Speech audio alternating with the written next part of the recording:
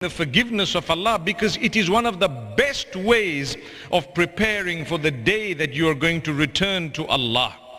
When a believer seeks forgiveness of Allah, he or she is convinced within his or her heart that Allah has heard.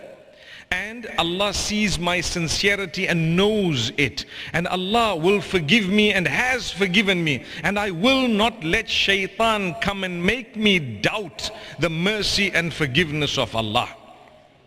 Because at times, like I said, because of human nature, when we falter, we seek the forgiveness of Allah.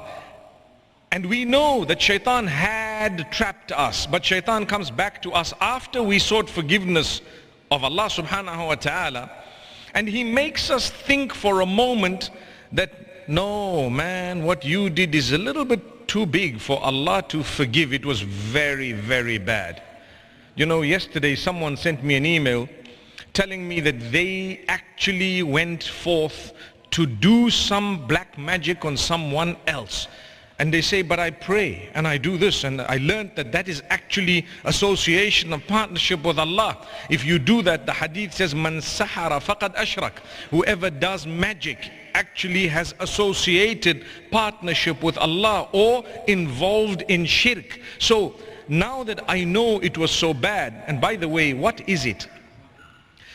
You know, to grab a doll and throw pins in it and put these little pieces of hair or whatever else, or parts of the body, or nails, fingernails and so on, and to tie these strings and to blow in them and on them and to pull it this way and that way.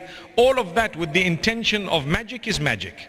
All of that is actually evil. And that's what's being spoken about. If you read the last two surahs of the Quran, the one where Allah Almighty speaks about, in Surah Al-Falaq, He says, قل أعوذ برب الفلق من شر ما خلق ومن شر غاسق إذا وقب ومن شر النفاثات في العقد ومن شر حاسد إذا حسد. I'm going to